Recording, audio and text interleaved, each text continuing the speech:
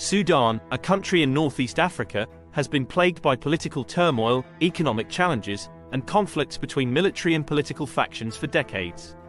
This explainer delves into the historical context of Sudan's struggles, its complex political landscape, and the ongoing challenges it faces. Historical background.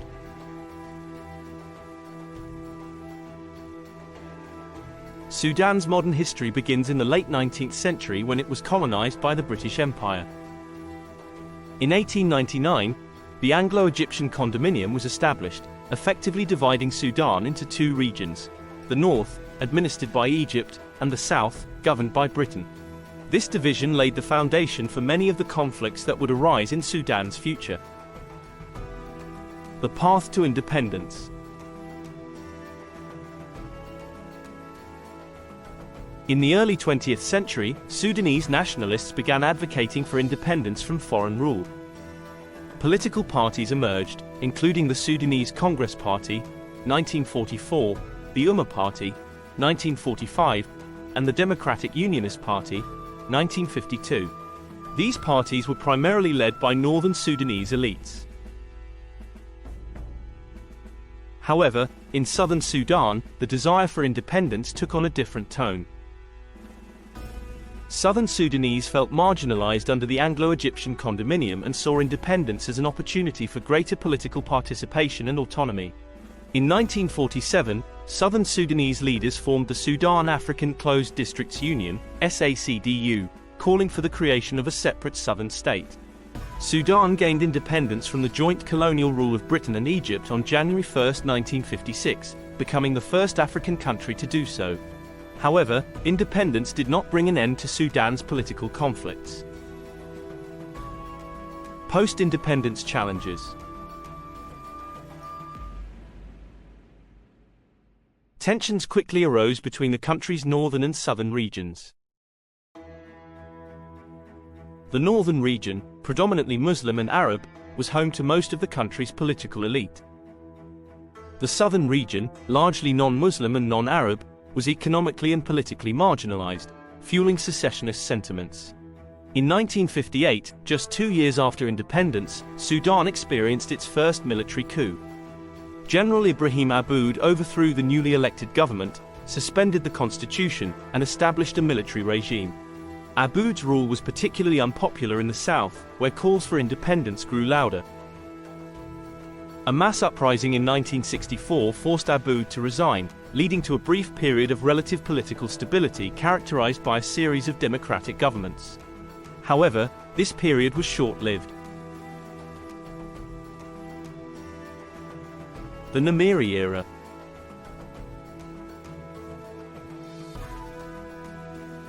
In 1969, Colonel Jafar Nimeri led another military coup.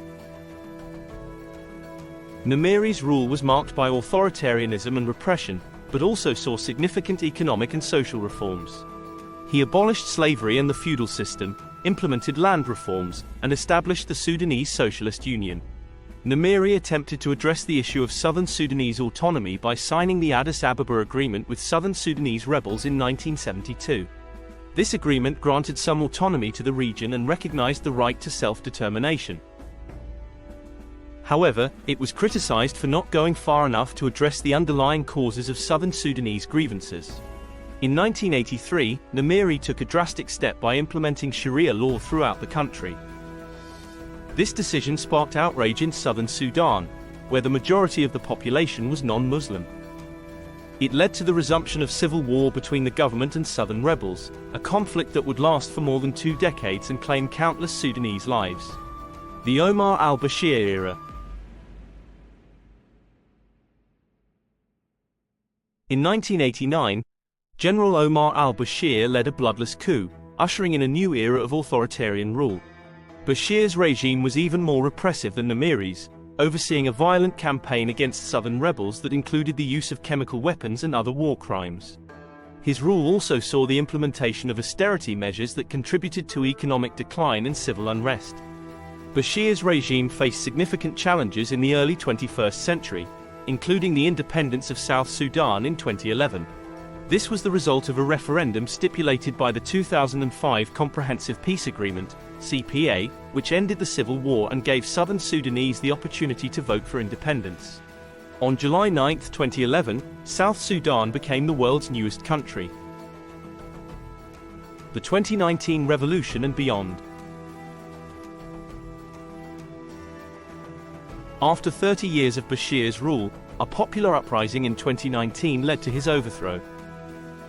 Thousands of protesters took to the streets, demanding the restoration of democracy. The military regime, in an attempt to maintain power, responded with brutal force.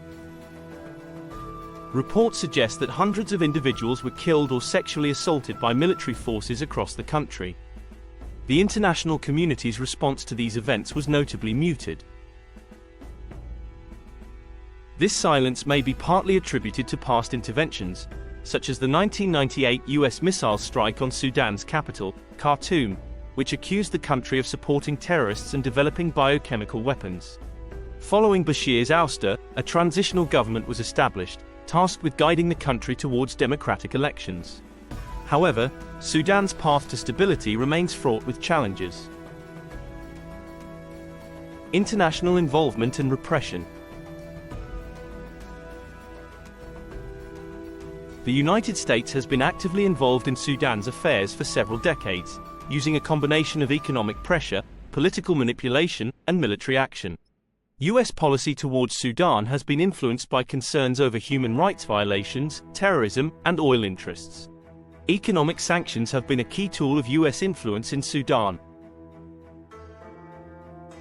First imposed in 1997 and tightened in 2006, these sanctions have had a severe impact on the Sudanese economy, contributing to widespread poverty and unemployment. They have also made it difficult for Sudan to access international markets and attract foreign investment. The US has also exerted political influence by providing funding and training to various opposition groups in Sudan and attempting to diplomatically isolate the country. This has made it challenging for Sudan to advocate for its interests on the global stage.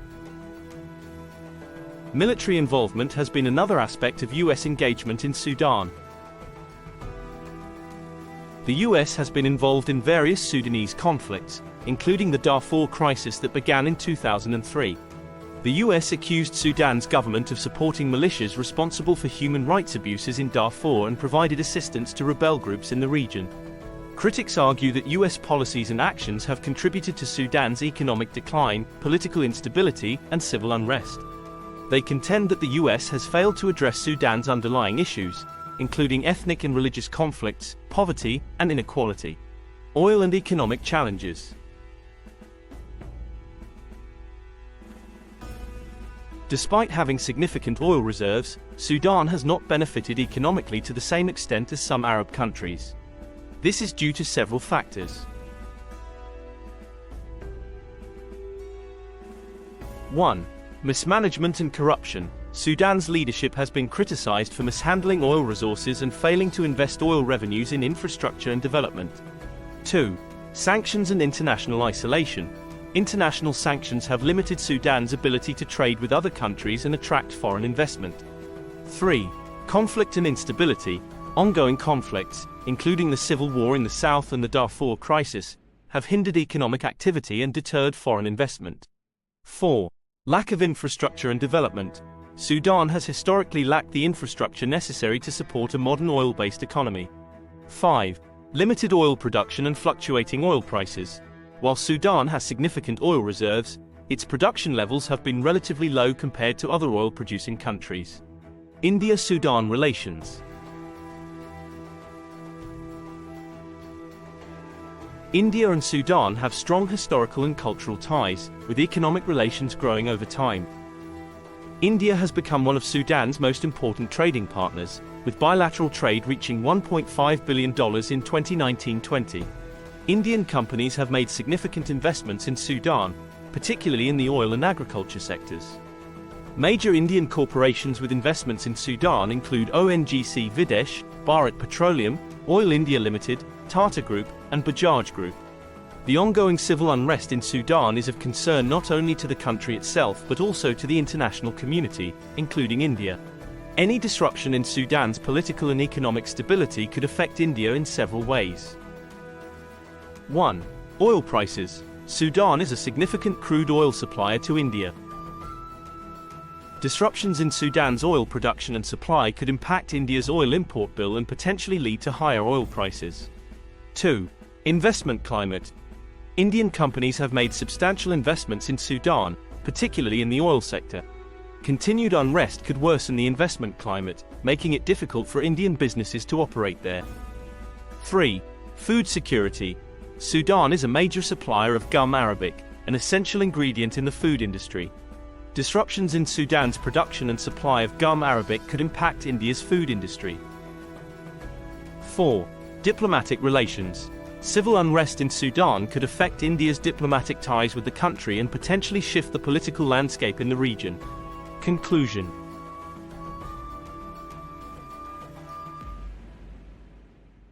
Sudan's history of political turmoil, economic challenges, and conflicts is deeply rooted in its colonial past and the divisions that have persisted since independence. The country continues to grapple with issues of governance, economic development, and regional tensions. The international community, including countries like the United States and India, has played a significant role in shaping Sudan's trajectory, sometimes with unintended consequences. As Sudan moves forward, addressing the root causes of its conflicts, including ethnic and religious divisions, economic inequality, and political representation, will be crucial for achieving lasting stability and prosperity. The path ahead for Sudan remains uncertain, but the resilience of its people and the potential for positive change offer hope for a more stable and prosperous future. International support and engagement, focused on promoting inclusive governance and sustainable development, will be essential in helping Sudan overcome its historical challenges and build a stronger, more unified nation.